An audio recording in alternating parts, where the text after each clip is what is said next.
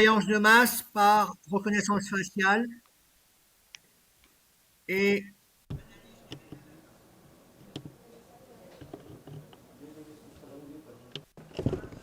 vont participer 4 expertes.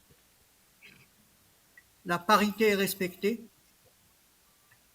Nuestros expertos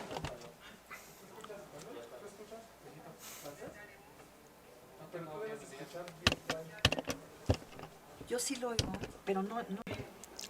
Claudia del Pozo,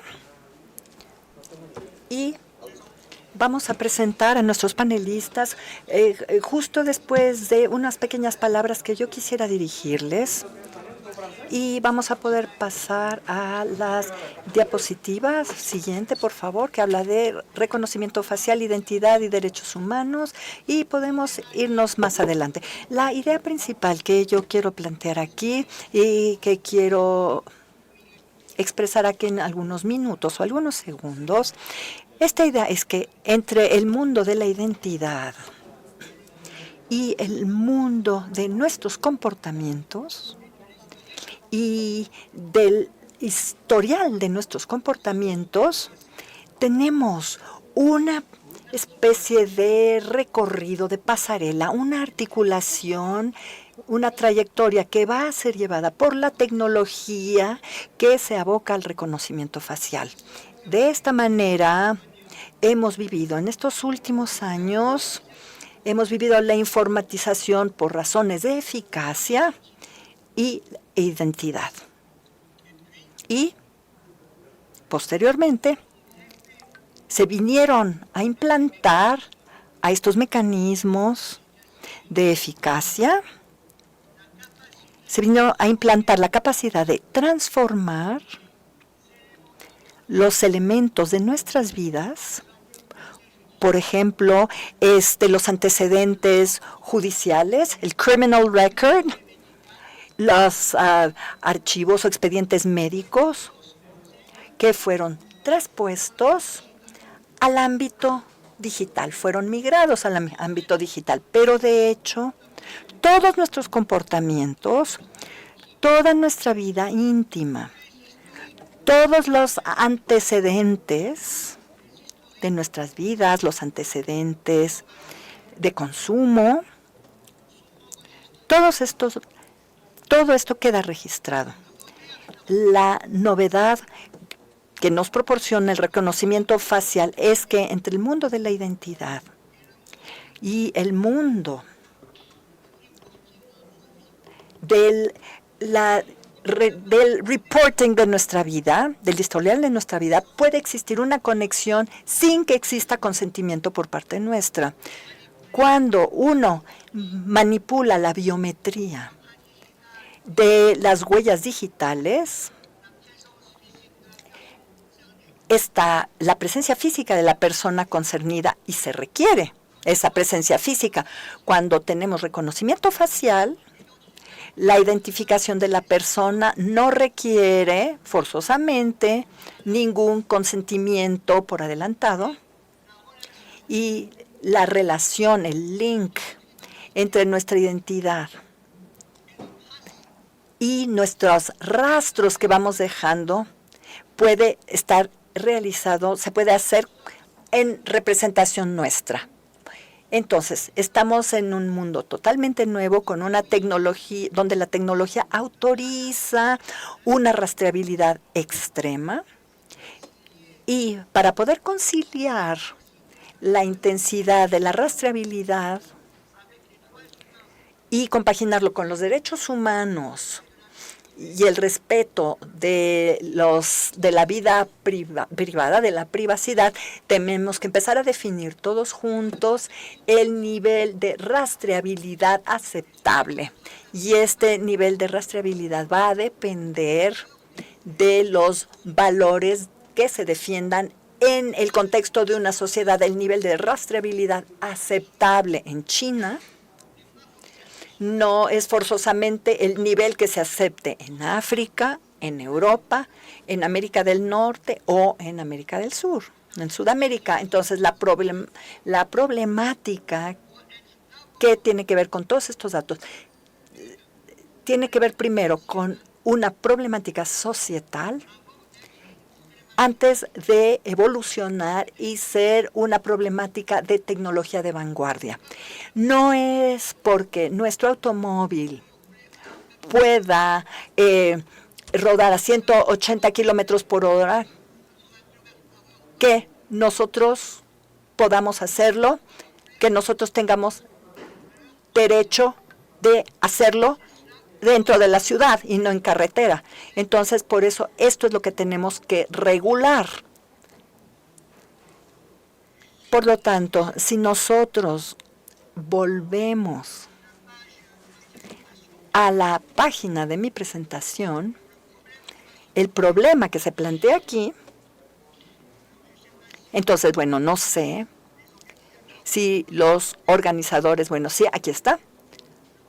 El problema que se plantea aquí es aquí al nivel del triángulo negro. Es como este vínculo entre la identidad y el mundo digital. En el mundo digital,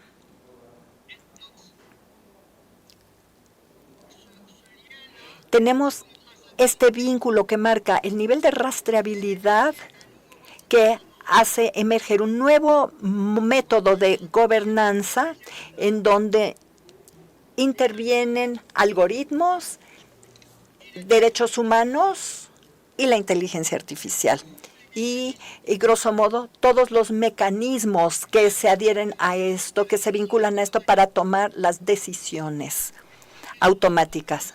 Entonces, aquí la gran pregunta que se plantea es, ¿qué tipo de decisión automática vamos nosotros a poder autorizar dentro de una sociedad que respete los valores de los derechos humanos? Entonces, después de esta breve presentación,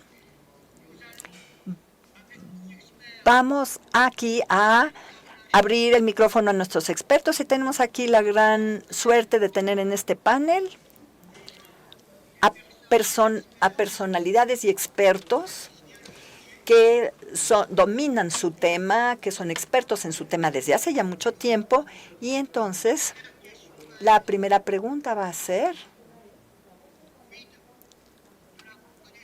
el quid del reconocimiento facial en el mundo y qué puede ser considerado o interpretado como reconocimiento facial y qué no va a ser interpretado como reconocimiento facial.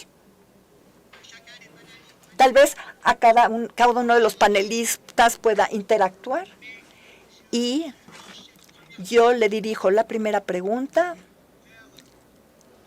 a Brenda Leong, quien es directora y consejera principal de un laboratorio en Estados Unidos que trabaja en inteligencia artificial y la ética y el futuro de la privacidad.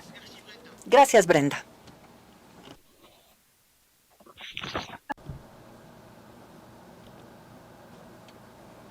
Gracias, Omar, por esta presentación y gracias por la oportunidad de participar el día de hoy en este debate tan interesante acerca de lo que creo que todos estamos de acuerdo. Son temas sumamente oportunos. Mis copanelistas seguramente van a plantear algo de contexto, pero me parece que simplemente para aclarar, cuando hablamos de reconocimiento facial,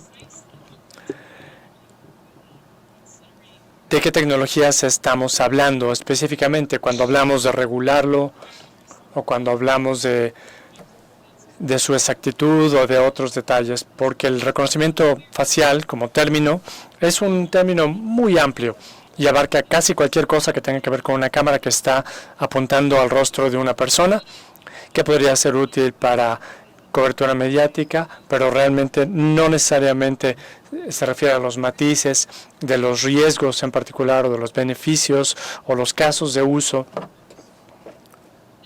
que podrían ser más necesarios en términos de su consideración. El reconocimiento facial generalmente incluye dos categorías muy específicas, que son verificación e identificación. Ambos factores son situaciones en las que estamos haciendo coincidir, comparando dos imágenes diferentes. Tenemos imágenes que están en una base de datos, imágenes almacenadas, recabamos una imagen nueva en el momento y se cotejan. La verificación es una comparación 1 a 1, como cuando abrimos el teléfono. La verificación es una comparación entre una y muchos ejemplares. Por ejemplo, buscar una licencia de conducción en una base de datos o buscar un sospechoso en una base de datos de delincuentes. Ahí existe la detección facial, que es cuando están presentes los seres humanos, o versus cuando no están presentes. También existe la caracterización, que es un análisis de una sola fotografía, y eso está llevando a cada vez más aplicaciones, en aplicaciones como detección de emociones, análisis facial de determinados rasgos. En un momento vamos a hablar de otros sistemas, pero no necesariamente son reconocimiento facial, no necesariamente implican identificar a una persona en una fotografía para que desempeñen su función. Y no vamos a hablar de los problemas o riesgos de estas tecnologías. Lo voy a dejar ahí de momento, pero sé que todos los copanelistas tienen comentarios importantes que hacer.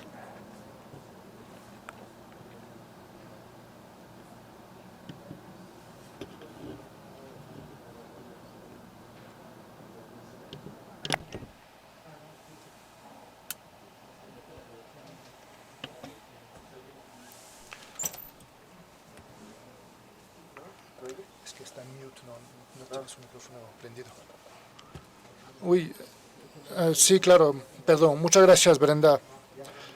Si otro panelista quiere brindar un comentario antes de preguntar la misma pregunta a Claudia respecto a la importancia de la privacidad en este contexto. Entonces, en complemento a lo que expresó Brenda, Anne. Privacy is essential to Esto forma los cimientos de nuestra libertad y es algo esencial, es fundamental. No podemos tener libertad en las sociedades sin una base firme de privacidad. El reconocimiento facial erosiona esto de manera significativa. Como decía Brenda, hay una comparación 1 a 1 y una comparación 1 a muchos. La comparación 1 a 1 es la forma de verificación con consentimiento previo de nuestra imagen. Por ejemplo, si vamos a cruzar la frontera entre Canadá y Estados Unidos, podemos tener una tarjeta Nexus o un sistema de verificación biométrica que verifica con nuestro consentimiento esta imagen en vivo contra la imagen que anteriormente hemos proporcionado. Si coincide, está bien, y eso es correcto porque hemos dado nuestro consentimiento previamente. Esta privacidad está dentro de nuestro control personal, es decir, la disposición de nuestra información personal. Pero contrastemos esto con la situación con una comparación de reconocimiento facial de 1 a muchos, que es principalmente invisible. Uno no tiene idea de que está teniendo lugar. Hay muchas cámaras que están captando nuestra imagen y se hace de la manera más indiscreta. No tenemos ningún control al respecto. Y los falsos positivos que pueden presentarse en este reconocimiento de 1 a muchos son abrumadores. En Gran Bretaña, en el Reino Unido, 81% de los casos encontrados de reconocimiento facial son erróneos. Es decir, 81% de las veces identificamos a una persona como un delincuente, como una persona de interés, erróneamente. Cuando era comisionada de privacidad de Ontario, varios de los temas de privacidad que se me acercaron pidiéndome que los ayudara porque se les había acusado de cosas que no habían cometido. Lo primero que les decía era, ve a la policía y levanta un reporte porque tienes que denunciar que se ha robado tu identidad. Los falsos positivos ocurren a un índice asombroso y especialmente peligroso en el caso de gente de color. En Estados Unidos, en Detroit, Hace unos meses se publicó un informe que indicaba que el 96% de los casos de errores de sospechosos identificados mediante reconocimiento facial eran erróneos.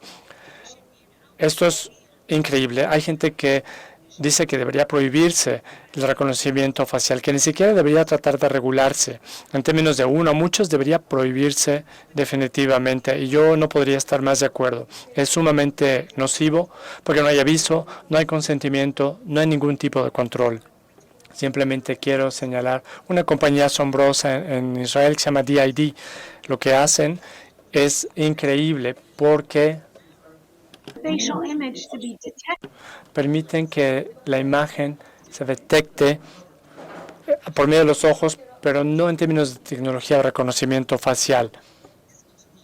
Es visible al ojo humano, pero no es perceptible como a la tecnología de reconocimiento facial. Hay mucho que se puede hacer en ese sentido y creo que tenemos que estar muy atentos a estos casos.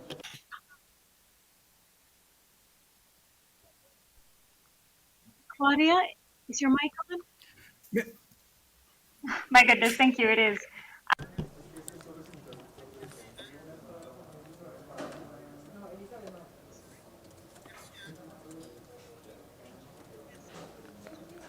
Gracias, Ann. ¿Está bien? Sí, no te escucho. ¿Estás bien? Sí. Perfecto.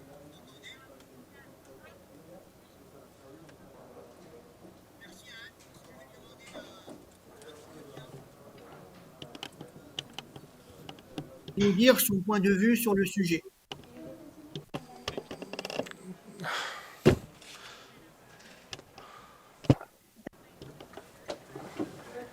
Que bueno, estamos con algunos problemas técnicos, pero haremos lo mejor posible. Quería hablar de por qué es importante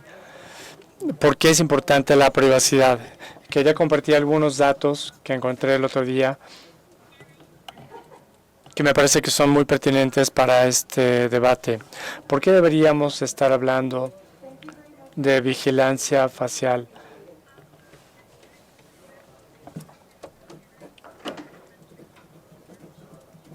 Estamos comparando diferentes países en la Unión Europea y estaba comparando qué porcentaje de la población judía se veía afectada. Se vio afectada con base en la eficiencia de la recolección de datos, sistemas de recolección de datos que tenía el gobierno. En ese momento, los Países Bajos tenían el sistema de recolección de datos más avanzado, donde tenían incluso tarjetas donde perdían a la gente, le preguntaban, como parte de esta información, qué religión profesaba. Al mismo tiempo, existía otro sistema, pero era un sistema mucho menos insidioso, que no hacía preguntas sobre creencias religiosas u otros datos confidenciales o personales.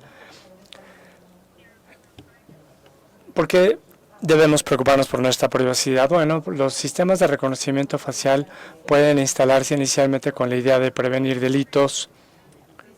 Por ejemplo, en Venecia es uno de los casos más recientes en donde hubo alguna tecnología de reconocimiento facial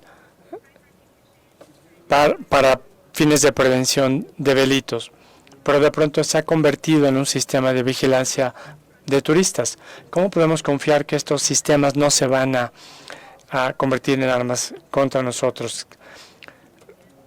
Y esto sucedió en los Países Bajos, donde teníamos los sistemas más avanzados, donde han tenido los índices más 73% de los judíos ahí murieron durante la Segunda Guerra Mundial. En Francia solo fue 25%. Creo que esto demuestra la importancia de preocuparnos por nuestra privacidad. Algunas personas dicen, no me importa publicar información personal, no tengo nada que ocultar, pero esta información cambia manos, pasa de unas manos a otras y se puede convertir en armas contra nosotros. Creo que debemos tener en cuenta que las cosas cambian. El caso de Venecia, donde anteriormente era un sistema para prevención del delito y ahora se utiliza para vigilancia. Nunca sabemos qué puede suceder. Simplemente quería compartir esos datos iniciales para recalcar la importancia de este tema y por qué debe haber sistemas más responsables de reconocimiento facial, o si debemos apoyar la tendencia global de prohibirlos definitivamente.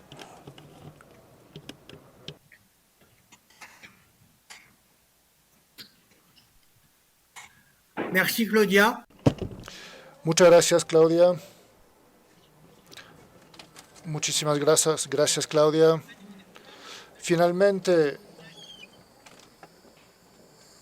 el principio de finalidad quizás no esté suficiente para evitar una política de los pequeños pasos, ¿no? Para avanzar pasito a pasito, porque a veces estos sistemas están implementados para una finalidad que ya no se puede rechazar y después incrementamos, subimos los escalones de la seguridad poco a poco para llegar a otros tipos de finalidades que hubiéramos podido rechazar en otros tiempos.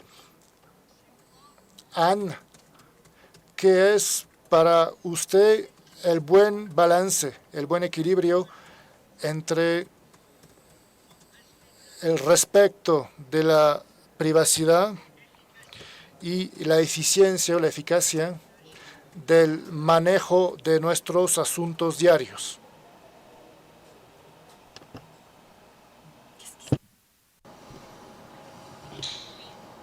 Omar, no creo que deba ser uno u otro.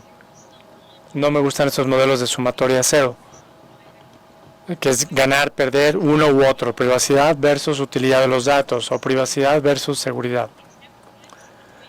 La privacidad nunca gana cuando hay otro interés de por medio.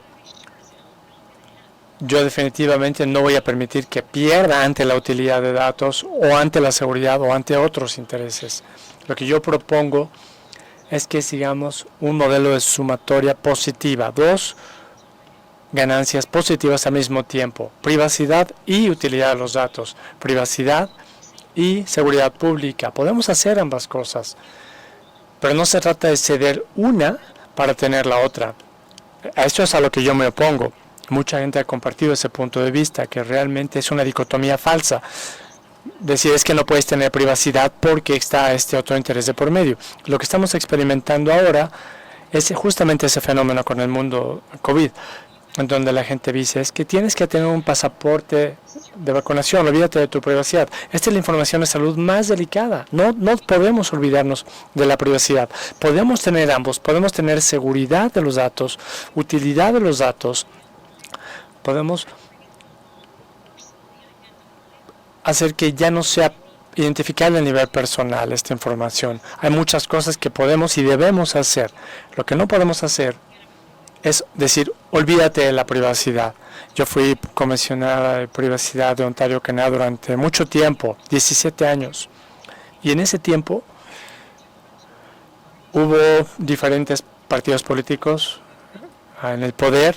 Y antes de llegar al poder estaban muy interesados en la privacidad de los datos. Cuando llegaron al gobierno querían controlar la información personal, querían un control absoluto. Debemos tener mucho cuidado y vigilar nuestra privacidad independientemente de quién está en el poder, independientemente de la crisis del momento, porque con el tiempo habrá muchas crisis. Yo me acuerdo el 11 de septiembre, imagínense, un incidente terrorista fue muy problemático y la gente decía, olvídate de la privacidad y hay que proteger a la sociedad. Por supuesto que necesitamos que la ciudad esté segura, pero no tenemos que ceder la privacidad para ello.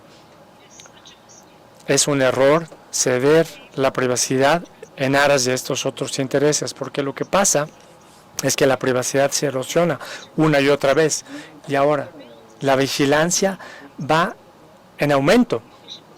El reconocimiento facial es un ejemplo, pero hay muchos otros que tienen lugar sin nuestro control, sin nuestro consentimiento.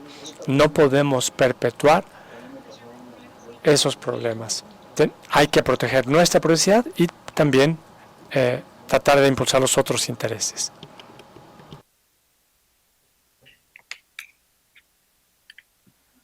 Merci, Anne. Gracias, Anne. Gracias, Anne. ¿Me escuchan? Entonces, Brenda, ¿cómo podemos protegernos en contra del reconocimiento facial? ¿Cuáles son los límites de precisión a los que tenemos que enfrentarnos? ¿Y cuáles son las otras formas? Gracias, Brenda.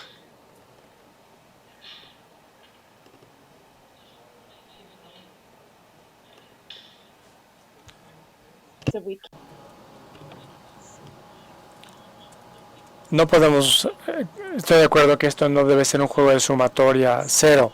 Tenemos que avanzar en varios frentes al mismo tiempo. Por desgracia, sí creo que hay casos en los que sacrificamos una cosa a costa de otra. La gente tiene diferentes definiciones o niveles de privacidad que están dispuestos a aceptar.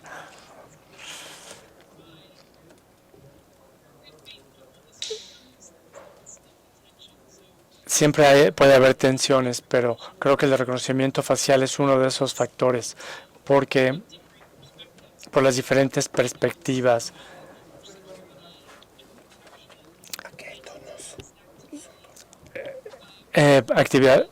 Hay, por supuesto, diferentes actividades, investigación de delitos que debemos apoyar de alguna manera.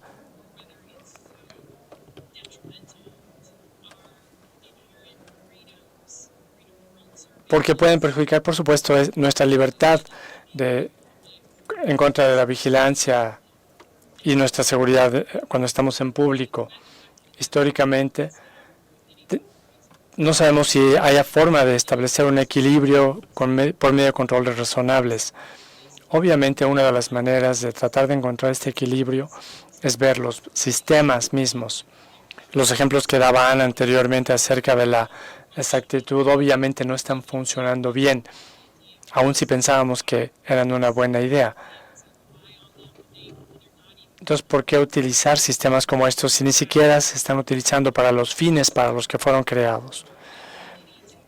Por lo tanto, la capacidad para evaluar la exactitud de estos sistemas, ya sea que se trata de alguna organización externa comunista en Estados Unidos que evalúa los algoritmos o los sistemas de reconocimiento facial para muchas de las empresas que los someten a prueba, o que se trate de auditorías que pueden hacerse a posteriori o a través de algún sistema de vigilancia, pero todo esto forma parte del marco o las mejores normas y prácticas normativas. La exactitud de algunos de estos sistemas es muy alta en términos de verificación cuando es 1 a 1 y puede parecer muy alta aún en un sistema de verificación 1 a muchos cuando la calidad es alta. Hay determinadas circunstancias donde funcionan bien. Hay sistemas que funcionan igualmente bien con todos los grupos demográficos, sin importar la raza, el género, etcétera. Pero a menudo eso es en entornos de prueba, en entornos controlados. El que no queda claro si estos estándares se pueden seguir manteniendo ya en aplicaciones de la vida real. En los lugares en donde hemos visto que se utilizan, creo que hemos visto que esto se traduce en mucha desconfianza y en este clamor por prohibirlos. Pero bueno, creo que en algunos casos este tipo de vigilancia se contrapone a los principios de una sociedad libre y de los regímenes democráticos. Back to Omar, can I just ask, please, the translation channel? Quisiera regresar. Estamos teniendo mucho ruido de fondo. ¿Podrían, por favor, cuando Omar no esté hablando, cerrar el micrófono, por favor?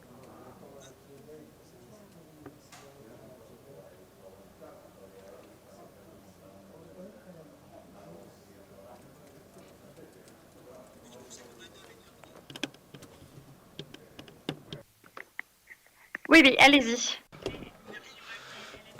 Gracias, Brenda. Gracias, Brenda. La pregunta que acabo de hacer a Anne era la cuestión de la eficiencia versus la vida privada, la privacidad.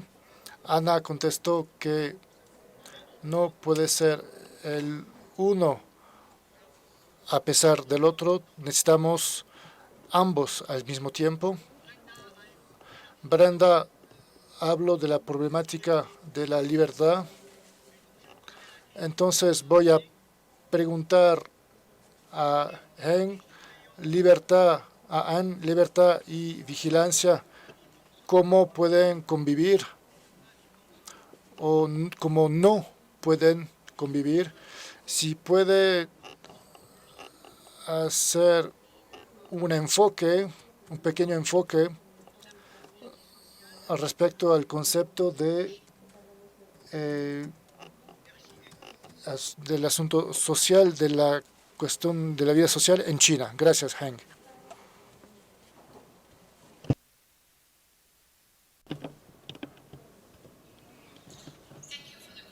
Gracias por la pregunta. Me parece que es una pregunta muy complicada.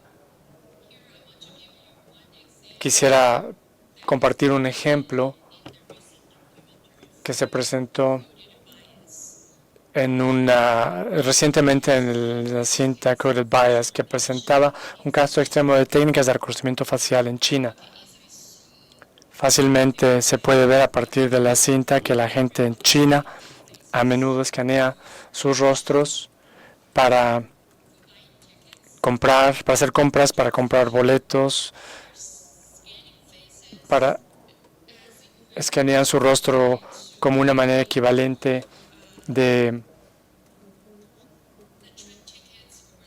comprar sus boletos de avión o sus boletos de tren.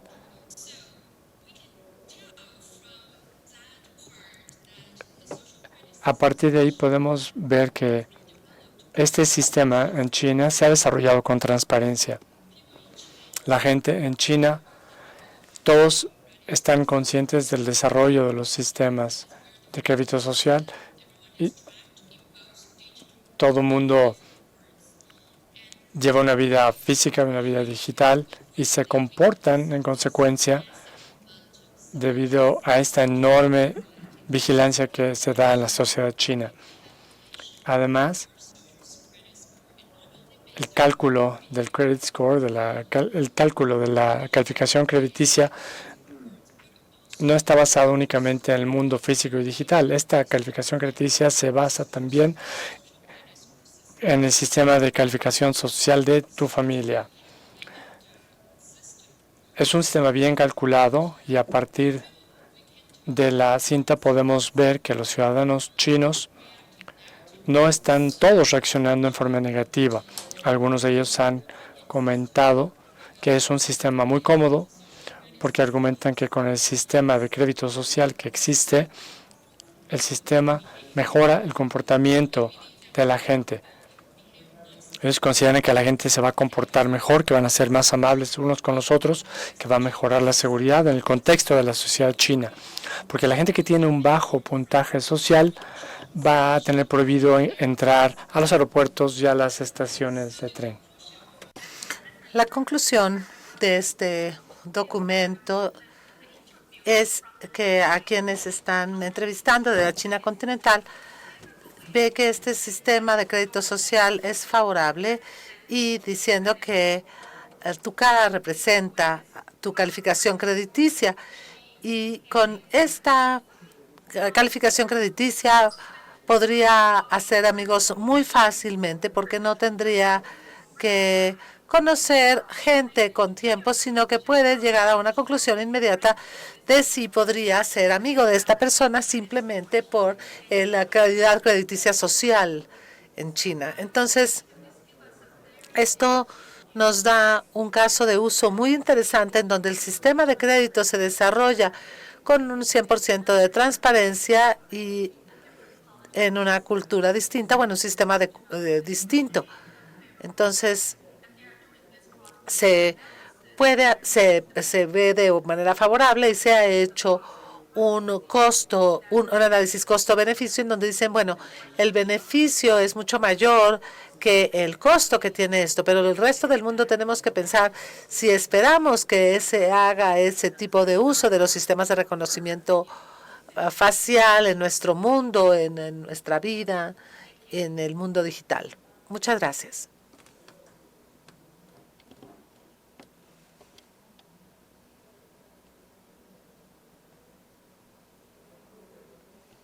Merci beaucoup, Eng. Muchas gracias, Eng. Claudia, ¿quisiera usted agregar algo acerca de las otras regiones que quedarán pendientes? Claudia, you're muted. Claudia, estás en mute. Bueno, muchas gracias. Entonces, dado que este evento sobre privacidad global se está realizando en México, me gustaría pensar en esta región del mundo, en América Latina, y cómo esta vigilancia facial podría representar un reto en esta región en lo particular. Quisiera compartir 5 o 6 puntos de por qué pienso esto.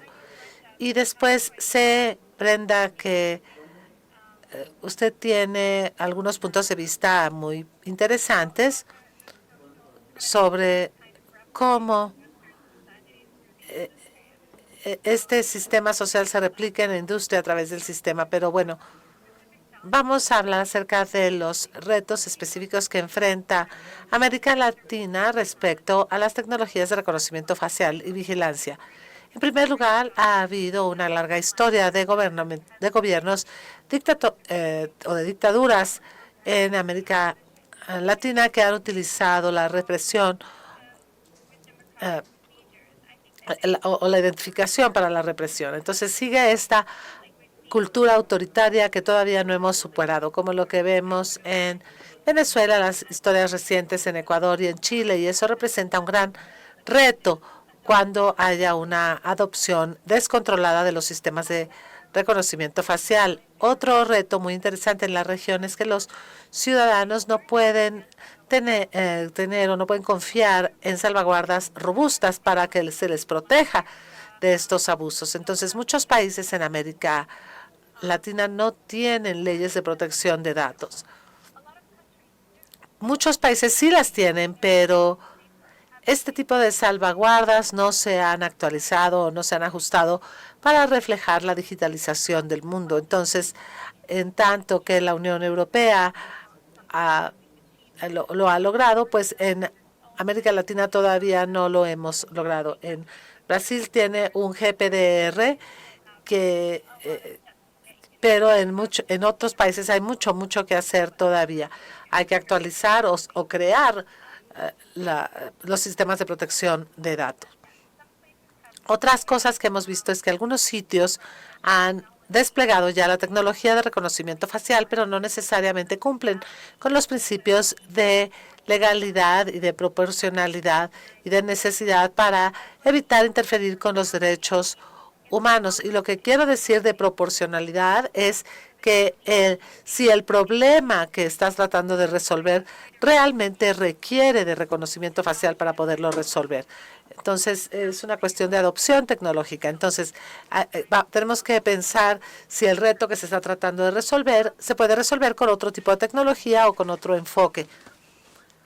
Los otros 2 puntos que quisiera señalar respecto a los retos que presenta el reconocimiento facial en América Latina es el que mencionó Brenda cuando hablaba sobre la precisión. Los sistemas de reconocimiento facial son mejores al identificar hombres blancos, pero no son tan buenos para identificar a las mujeres o a los latinoamericanos o a los negros. En América Latina, si adoptamos un sistema que esté entrenado a reconocer caras de varones blancos, pues podríamos tener un problema de mala identificación, que ya es un problema en el resto del mundo y que aquí se exacerbaría porque no estaríamos entrenando a los sistemas con la cara de la gente que se ve aquí en América Latina. Y un último punto que es el más importante para mí, o uno de los más importantes para mí, es que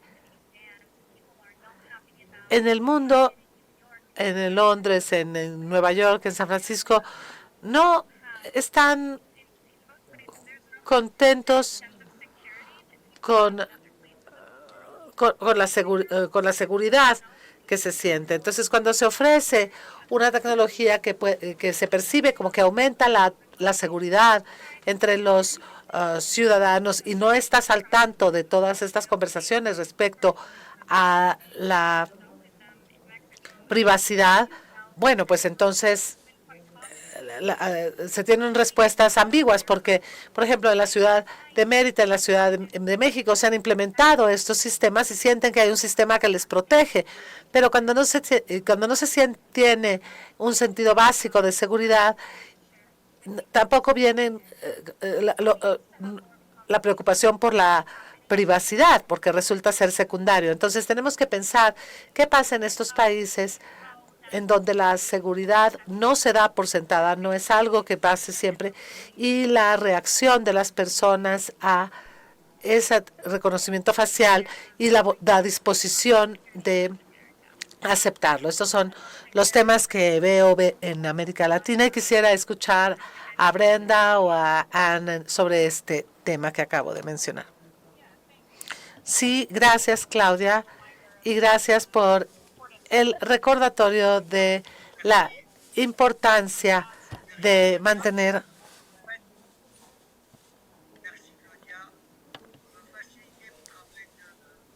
de modérateur en donnant directement. Muchas gracias, Claudia, por haber dado la palabra a Brenda. Brenda, por favor, su punto de vista. Muchas gracias.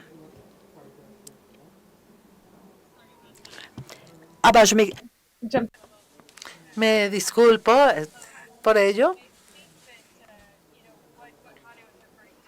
Veo que a lo que Claudia se refería es que nos sorprendemos mucho de este sistema de crédito social de China, porque yo soy estadounidense y no hablo por el resto del mundo, pero bueno, nosotros hemos recibido muchos comentarios al respecto y yo creo que nos tenemos que percatar que el resultado efectivo no es tan distinto en muchas otras sociedades ni en muchos otros contextos, simplemente porque el rastreo y el monitoreo no lo hacen empresas privadas, sino que es una mezcla de procesos públicos y privados y que en efecto se nos sigue categorizando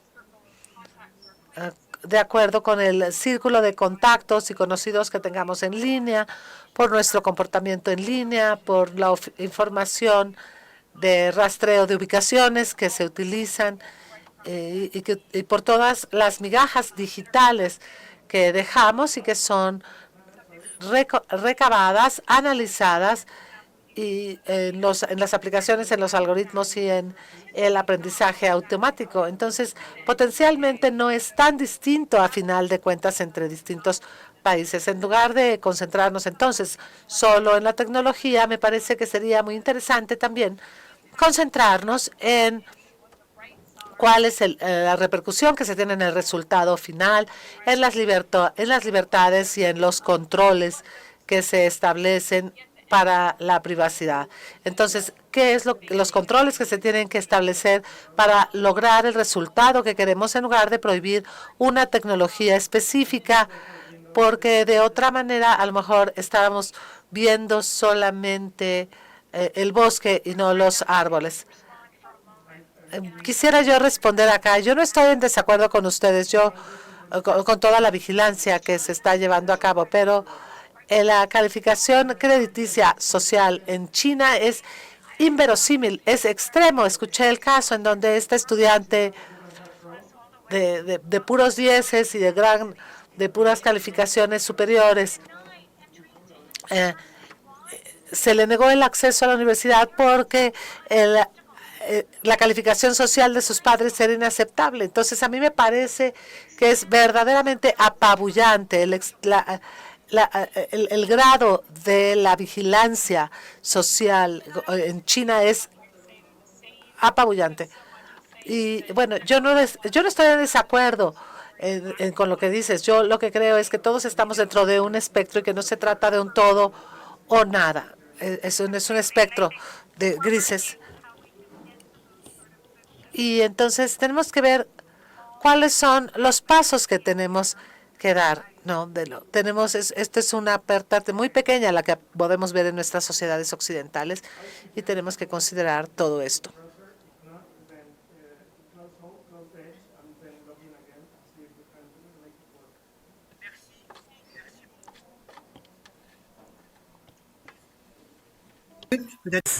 Muchas gracias. Nos quedan 2 minutos, tal vez un poco menos. Esperaría que alguna de ustedes van a tener 45 segundos cada una de ustedes para dar sus conclusiones. Entonces, por favor, usted, Heng, la hemos nombrado. ¿Cómo entonces vamos a vivir en un mundo que no sea tan rastreable, no sea rastreable a ultranza como estamos viendo que se está construyendo? Anne. Privacy. It is the exact opposite. Es exactamente lo contrario. Tenemos que contrarrestarlo en todas las oportunidades que tengamos. Y el reconocimiento facial, infortunadamente, es uno de los peores métodos, porque a menudo uno ni siquiera sabe que se está realizando. Falta conciencia. Entonces, olvídense del consentimiento, del control.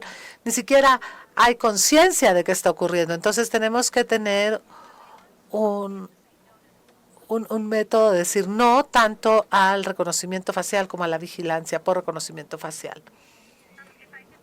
Yo quisiera agregar aquí algunas palabras diciendo que la tecnología de reconocimiento facial es un desafío en contra del cual debemos de pelear o encontrar formas más responsables de utilizarlo, y hasta ahora no lo hemos logrado. Yo creo que estamos teniendo usos más riesgosos y más peligrosos del reconocimiento facial y amenaza los derechos humanos, el derecho de la privacidad, el derecho de reunión y el derecho de manifestación. Y en Canadá se prohibió en 2013 poner mascarillas que ocultaran la identidad en las manifestaciones.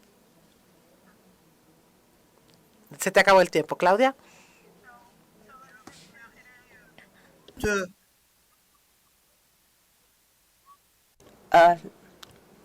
Por favor. Gracias por sus excelentes intervenciones. Y yo les digo, hasta la próxima, esperando que tengamos un poco más de oportunidad para poder hablar de este movimiento de reconocimiento facial. Les agradecemos mucho a todas. Gracias a todos. Gracias a todos.